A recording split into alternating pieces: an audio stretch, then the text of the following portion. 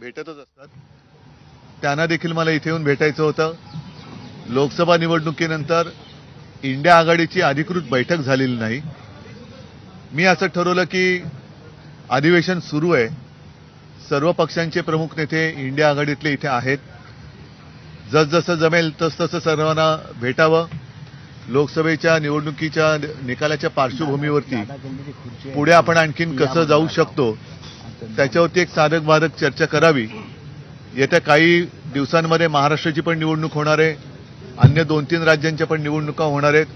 तर त्याही बाबतीत एक इंडिया आघाडी म्हणून एकसंधपणाने आपण लढायला पाहिजे आणि मग एकमेकांचं सहकार्य आपण कसं घेऊ शकतो याच्यावरती सुद्धा एक चर्चा होण्याची आवश्यकता आहे असं मला वाटलं. तुम्ही दिल्लीत आलेला आहात, बांगलादेशमध्ये त्यानंतर पंतप्रधान शेख हसीना या अजूनही दिल्लीमध्ये नाही, त्यांच्या भेटीची काही मी ठरवलेली नाही वेळ. तशी परिस्थिती देशात उद्भवली तर काय वाटतं तुम्हाला? उद्भवावी असं तुम्हाला वाटतं का? एकच आहे की जगभर आपण पाहिलं तर बऱ्याच ठिकाणी आता जनतेचा संयम तुटत चाललेला आहे. मध्ये इस्रायलच्या बातम्या येत होत्या, पुढे त्यांच्या बातम्या काय झाल्या कल्पना नाही, पण इस्रायलमध्ये सुद्धा लाखो लोक रस्त्यावरती उतरले होते आणि बातम्या अशा होत्या की तिथल्या पंतप्रधानांना तर घराबाहेर पडता येत नव्हतं.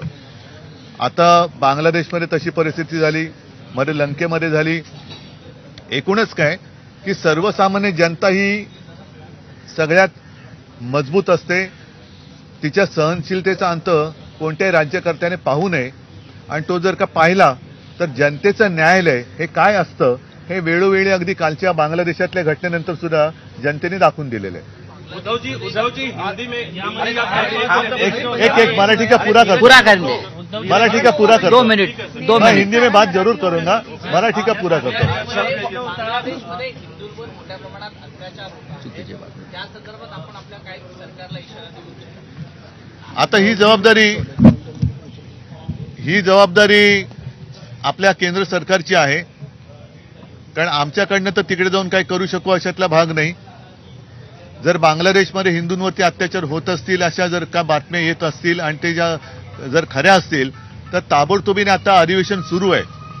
काल परवाकडेच एक सर्वपक्षीय बैठक पंतप्रधान नव्हतेच पण गृहमंत्र्यांनी बोलवली होती. ती नुसती माहिती देण्यासाठी होती का? कारण नुसत्या माहिती तर आम्ही तुमच्या माध्यमातून बघतोय, त्याच्यात ती माहिती पुन्हा नुसती देण्यात आली असेल तर त्या बैठकीला काही अर्थ नव्हता. आपल्याकडे सुद्धा मणिपूरमध्ये, काश्मीरमध्ये सुद्धा हिंदूंच्या हत्या होत आहेत आणि आता बांगलादेशात जर मोठ्या प्रमाणावरती होत असतील तर केंद्र सरकारने ताबडतोब पावलं उचलून तिथल्या हिंदूंचं रक्षण केलं पाहिजे. ही जबाबदारी पूर्णतः आपल्या केंद्र सरकारची आहे. कारण जर शेख हसीनांना तुम्ही इकडे आश्रय देत असाल तर बांगलादेशमधल्या या हिंदूंची रक्षा करण्याची जबाबदारी तुमचीच आहे. आज तुम्हाला पवारसाहेब भेटतायत दिल्लीमध्ये. यापूर्वी त्यांनी एकाच महिन्यात 2 वेळा मुख्यमंत्र्यांची भेट घेतली आणि त्यानंतर आज तुमची आणि पवारसाहेबांची भेट. या बैठकीला अदानींचे काही अधिकारी देखील उपस्थित होते. आता त्या बैठकीत मी तर नव्हतो, त्याच्यामुळे त्या बैठकीबद्दल स्वतः पवारसाहेबच आपल्याशी बोलू शकतील. पण पवारसाहेबांनी भूमिका स्पष्ट करावी, धारावी संदर्भातली आपली मागणी असेच आहे. बघा, कोणाची भूमिका काय असावी त्याच्यापेक्षा माझी भूमिका स्पष्ट आहे. मी धारावीच्या विकासाआड आलेलो नाही. धारावीकरांना तिथल्या तिथेच घर हे मिळालंच पाहिजे ही आमची आग्रहाची मागणी आहे. आणि धारावीतल्या लोकांना अपात्र ठरवून मुंबईमध्ये एका धारावीच्या 20 धाराव्या करण्याचा डाव जो आत्ताचं जे मिंदे सरकार करतंय आणि त्याच्या अदानींच्या मार्फत करताय तो आम्ही काही होऊ देणार नाही. मुंबईची विल्हेवाट आम्ही कोणी आला तरी त्याला लावू देणार नाही. मुंबईमध्ये एका धारावीच्या 20 धाराव्या आम्ही होऊ देणार नाही. परत एकदा सांगतो, जे धारावीकर आहेत त्यांना तिथल्या तिथे घर हे मिळालंच पाहिजे. आणि एवढंच नव्हे तर धारावीकरांच्या घरामध्ये रोजगार आहेत, प्रत्येकाचे काही ना काहीतरी व्यवसाय आहेत, त्या व्यवसायाची सुद्धा एक सोय ही त्या योजनेमध्ये असायलाच पाहिजे. मुळामध्ये धारावीचा आराखडाच अजून झालेला नाहीये, तो जनतेसमोर आलेला नाहीये. त्याच्यामुळे मला अशी भीती वाटते की तिथल्या धारावीकरांना हे मिठागरात फेकणार दहिसर टोल नाका, मुलुंड टोल नाका, कुर्ला मदर डेअरी, अन्य 20 जागा, या 20 जागा या टेंडरमध्ये नव्हत्या आणि तशी कोणत्याही विकासकाला अशी मुभा देण्यात आलेली नाही आणि देता येणार नाही. तिथला टीडीआर काढला गेलाय, तो टीडीआर मुंबईवर वापरण्याची जबाबदारी अधिकार त्यांना देण्यात आलेले आहे. हे सर्वथा गैर आहे. त्याच्यामुळे ह्या काही गैर गोष्टी आहेत त्या आम्ही मुंबईत होऊ देणार नाही. बाकी कोणाची काय भूमिका असेल तो याचा त्याचा प्रश्न आहे. पण शिवसेना मुंबईची विल्हेवाट कोणालाही लावू देणार नाही. जे आमदार आपल्याला सोडून गेले, जे नेते सोडून गेले, त्यांच्यासाठी अजून काही जागा आहे का? पट्टीचे दोर कापलेले आहेत की बरं, त्यातले काही तिथेच राहून मदत करणार असतील तर काय प्रॉब्लेम आहे? करणार आहेत का कोण? नाही, मी असेच एक एक शक्यता बघतोय. मी असं काय होणार असं नाही बोलत आहे. बोले आप बोले सर पहली बार लोकसभा चुनाव में आप ऐसे थोड़े सामने आइए ना. सामने आइए, सामने एक आइए. एक मिनट आता थोड़ा आप होने दो, हिंदी होने दो. बोलिए. जी आपकी पार्टी की अच्छा नहीं नहीं, आप प्लीज. आपकी पार्टी का परफॉर्मेंस बहुत अच्छा रहा। पहली बार आप दिल्ली आए हैं लोकसभा चुनाव में जीत के बाद। यहाँ कार्यक्रम क्या रहेगा और बांग्लादेश में जो हालात हैं वहाँ अल्पसंख्यक हिंदुओं पे अत्याचार हो रहा है, क्योंकि आपकी पार्टी बहुत हिंदुओं की बात बिल्कुल करती है. तो कैसे आप देखते हैं, क्या मांग सरकार से करते हैं? मैंने जैसे अभी अभी कहा कि बांग्लादेश में हिंदुओं के ऊपर जो अत्याचार हो रहे हैं तो उनकी रक्षा करने की जिम्मेदारी अपने केंद्र सरकार की है, मोदी जी की है. तो मणिपुर तो नहीं जा रहे, तो मोदी जी और अमित शाह जी बांग्लादेश अगर जा सकते हैं तो जाना चाहिए. अन्यथा वहां जो हिंदुओं के ऊपर अत्याचार हो रहे हैं उनको रोकना और वहां के हिंदुओं की रक्षा करना मोदी जी का काम है, केंद्र सरकार का काम है, हिंदुस्तान सरकार का काम है. इसी हिंदुस्तान सरकार में इंदिरा जी ने बांग्लादेश को आजादी दिलाई थी और उसी बांग्लादेश में अगर हिंदुओं के ऊपर अत्याचार हो रहे हैं तो उनको रोकना भी पूरा काम या पूरी जिम्मेदारी हिंदुस्तान के प्रधानमंत्री की है. दिल्ली में क्या कार्यक्रम है सर? दिल्ली में आप राजनीतिक कुछ कार्यक्रम नहीं है.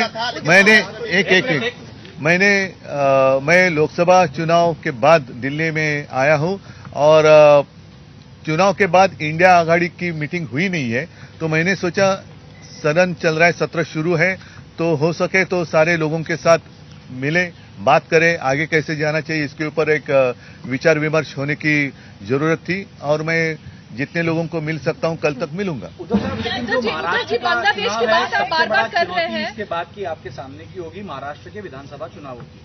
आपका ये दौरा 3 दिन आप यहाँ पर हैं, जो आप लोगों से मिल रहे हैं, क्या इन दौरों में जो आपकी चर्चा होगी उसका नतीजा महाराष्ट्र में महाविकास आघाड़ी के एक विषय को आगे ले जाने के लिए? वैसे तो हम एक दूसरे के संपर्क में हैं, जैसे पवार साहब हो, कांग्रेस के लोग हैं, अन्य सारे लोग हैं, हम एक दूसरे के संपर्क में हैं, लेकिन वो फोन पर है.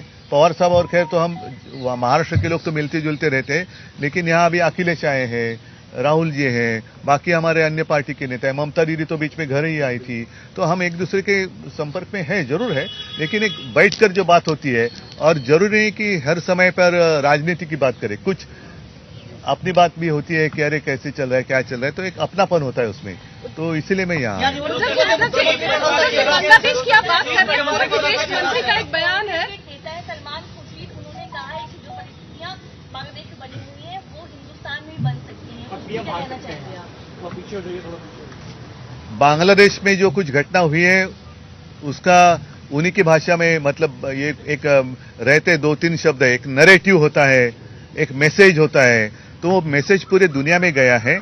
और जैसे इजराइल में कुछ हो रहा है, ऐसे बीच में बातें खबरें आ रही थी, वहां के प्रधानमंत्री को तो घर के बाहर निकलना मुश्किल हुआ था, भारी संख्या में वहां की जनता रास्ते पर सड़क पर उतर कर आई थी. लंका में हुआ, अब बांग्लादेश में हुआ, तो सारे लोगों ने समझना चाहिए कि जो सर्वसामान्य आदमी होता है वो सबसे श्रेष्ठ होता है, बलवान होता है, उसके एक सहनशीलता की मर्यादा होती है, उसका उल्लंघन नहीं होना चाहिए. और जनता का न्यायालय वो सर्वोच्च होता है, तो जनता का न्यायालय का फैसला बांग्लादेश में हुआ है. विधानसभा निवडणुकीत मुख्यमंत्री पदाचा चेहरा एक जुड़ा हुआ सवाल है कि अगर ऐसी स्थिति, जिस तरह से आप कह रहे हैं बेरोजगारी है, युवा अस्वस्थ है, अगर ऐसी स्थिति भारत में पैदा होती है तो उस वक्त क्या हो सकता है, आपका क्या स्टैंड है? नहीं, पहले तो ये प्रश्न जो आप हमें पूछ रहे हैं, तो आपके मन में आशंका क्यों आई कि ऐसी स्थिति हिंदुस्तान में हो सकती है? तो नहीं, मैंने कहा पूरे दुनिया में एक मैसेज गया है.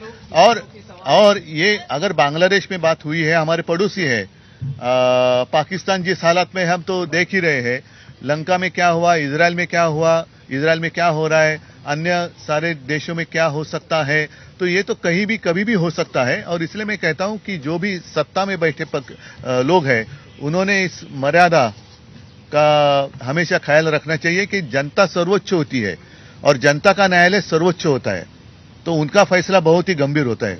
सर बांग्लादेश में सर बांग्लादेश में रिजर्वेशन का मुद्दा रहा है। रिजर्वेशन का प्रॉब्लम हो गया, सुप्रीम कोर्ट के डिसीजन की वजह से बांग्लादेश में प्रॉब्लम हो गया, मणिपुर में यही हालत हो गई, महाराष्ट्र में भी रिजर्वेशन का सवाल खड़ा हो गया।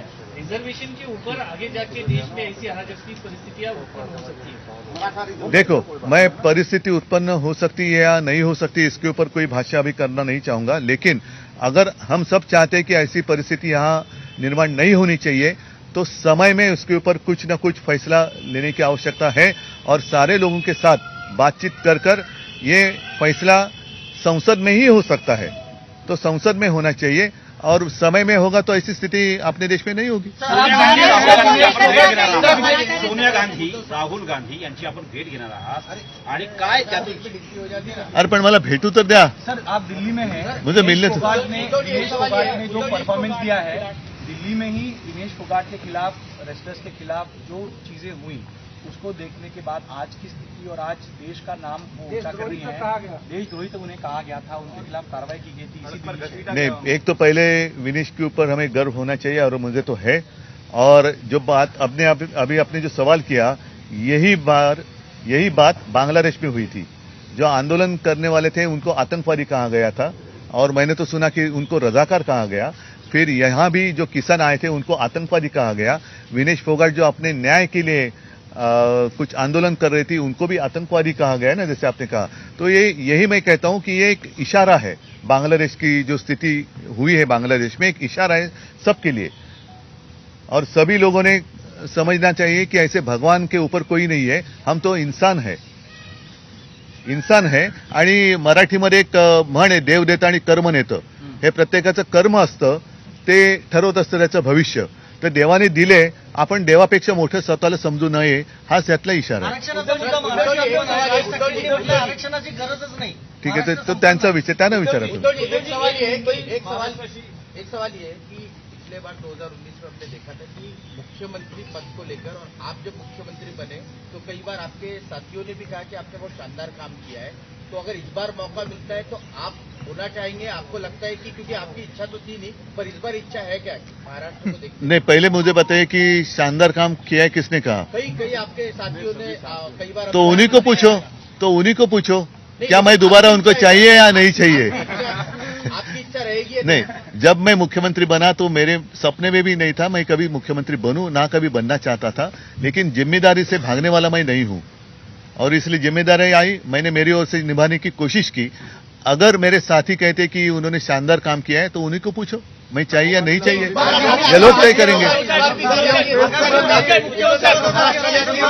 अरे थांबा ना, पहिला आता बरेच दिवसांनंतर दिल्लीत आलेलो आहे, त्याच्यामुळे जरा सगळ्यांची नहीं हिंदी में नहीं, पहले सगळ्यांशी मुलाकात तो होने दो. मेरे जो साथी जिन्होंने कहा था कि मैंने शानदार काम किया है तो अभी उन्हीं की राय ले लो.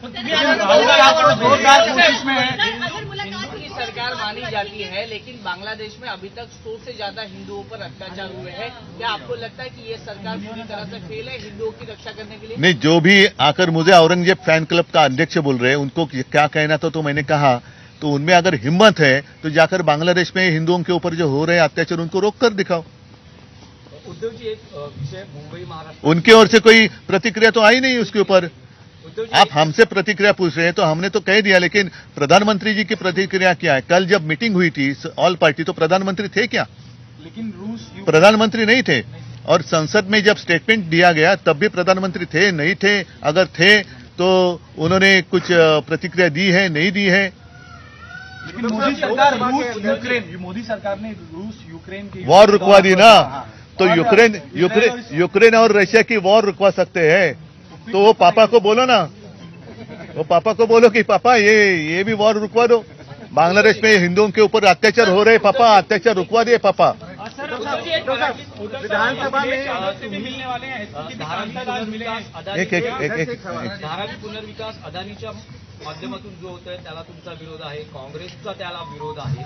पंतप्रधानांचा मित्र म्हणून अनेकदा तुम्ही भूमिका मांडताना भूमिका व्यक्त केलेली आहे. अशा शरद पवार हे सुद्धा अदानींचे मित्र आहेत. गेल्या 10 दिवसात शरद पवारांच्या मुख्यमंत्री एकनाथ शिंदे यांच्याशी 2 वेळाच बैठका झालेल्या आहेत आणि असं म्हटलं जाते की या बैठकीवेळेस अदानी समूहाचे अधिकारीही उपस्थित होते.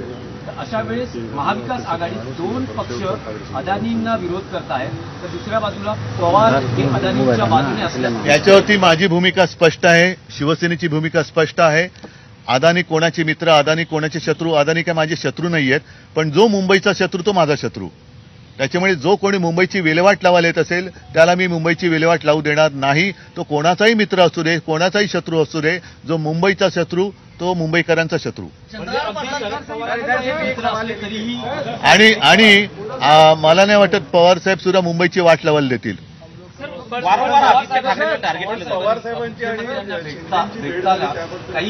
पण त्याच्याबद्दल त्यांनी स्पष्ट काही सांगितलेलं नाहीये. आणि माझी भूमिका आता गेल्या वेळेला संजय राऊत यांनी सुद्धा सामन्यातनं रोखठोक लिहिलेलं आहे. आमची भूमिका रोखठोक असते.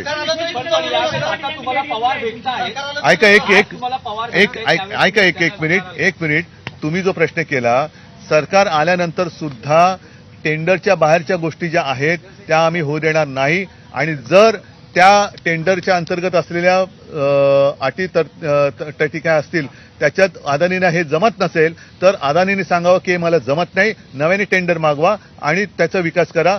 परत एकदा सांगतो, धारावीचा विकास झाला पाहिजे. धारावीच्या विकासाच्या आड आम्ही नाही. धारावीकरांना त्यांच्या उद्योगांसह तिथल्या तिथे घरे मिळालंच पाहिजे.